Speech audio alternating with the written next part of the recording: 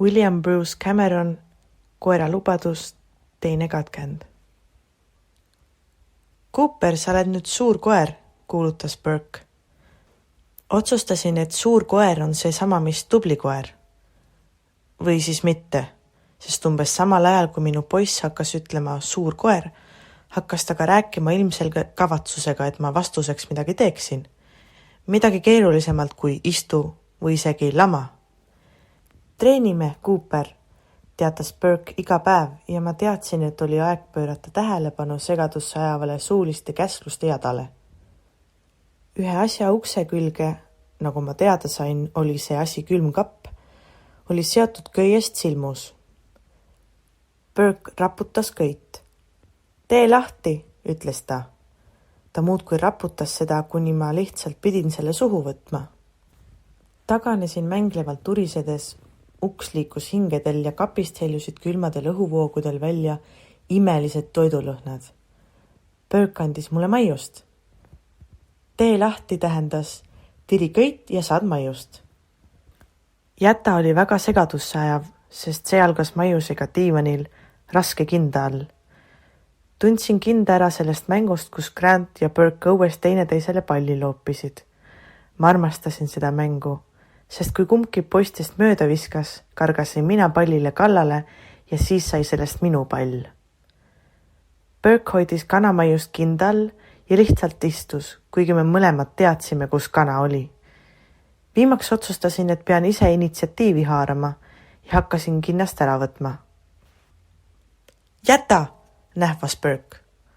Olin täielikus jahmatuses. Mida see tähendas?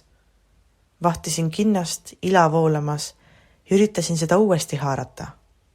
Jäta! Ei! Jäta! Ei? Milleks kanamaius tema arvates üleüldse olemas oli? Jäta! Käsutas ta uuesti ning andis mulle seekord teistsuguse maiuse, maksamaitselise. Eelistasin kana, aga mõistsin, et kuni see hullumeelsus kestis, seni ma midagi maksast ettemat ei saanud. Pärast jäta mitut kordust otsustasin ootama jääda ja ta andis mulle veel maksa. Selles puudus igasugune loogika, aga kui ma lõpuks ikkagi maiustust sain, olin rahul. Õppisin sohki tegema ja pöörasin pea ära kohe, kui ta ütles jäta. Maius. Siis oli toidutükk kinda all põrandal ja Burke ei hoidnud seda enam käes. Arvestasin välja, et võiksin kerge vaevaga kinda juurde minna ja kana nahka pista, aga kui ta ütles jäta, pöördusin kindast automaatselt eemale, peaaegu iseenesest. Maius. Viimaks sain selgeks, et kui minu poiss ütles jäta, tuli ignoreerida seda, millele parasjagu tähelepanu pöörasin ja keskenduda tema pihule, mis oli palju usaldusväärsem maiusallikas. Kuid need oivalised palad ei olnud kõige parem osa. Selleks oli Burke'ist hoovav kiindumus, kui ta ütles tubli koer, Cooper. Olin tema nimel kõigeks valmis. Burke armastas mind ja mina armastasin Burke'i. Käsklus tõmba oli lihtne. Marssisin ühtlase sammuga edasi, rakmete küljes köis, mille teine ots oli kinnitatud tooli külge, kuid tõmbal oli variatsioone, mille selgeks saamiseks kulus mitu päeva ja palju maiuseid. Vaata seda, ütles Burke Grandile. Olgu, Cooper, tõmba paremale. See tähendas, et tuli sikutada ühes suunas. Tõmba vasakule. See tähendas, et tuli sikutada teises suunas. See oli koera jaoks raske töö, aga Burke'i kiitus pluss Burke'i kana tasusid vaeva küllaga ära. Mille jaoks see on, küsis Grant. Näiteks, kui ma ei liigu lumes edasi, Cooper saab mind vedada. Sa ei lähe õue lume sisse, loll jutt, vastas Grant. Sügava lume sisse mitte, aga tead, isegi kui lumi on ära lükatud, on mõnikord raske ratastele haakepinda leida. Mida sa talle veel õpetanud oled? Okei, see on kõige parem. Burke nihutas end puhisedes toolilt diivanile ja veeretas end seejärel käed ees põrandale.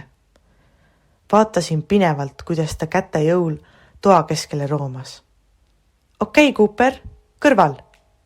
Läksin otse kohe oma poisi kõrvale. Ta sirutas käed ja võttis mu rakmetest kinni. Aita! Ta hoidis ühe käega minust kinni ja aitas ennast teisega lükata, kui ma ta aeglaselt üle põrandat tema tooli juurde vedasin. Kõrval, käsutas Burke uuesti. Seisin täiesti liikumatult ja toetasin tema raskust, kui ta end istmele upitas. Näed, Cooper saab mind tagasi ratastooli aidata. Lahe, tee uuesti, ütles Grant. Kuigi mul oli just õnnestunud Burke'i tooli istuma saada, kukkus ta sealt uuesti välja. Ma ei mõistnud, mis muutus temaga viimasel ajal toimunud oli. Nüüd, kus me olime aita selgeks õppinud, paistis ta hädavaevu suutvat toolil püsida.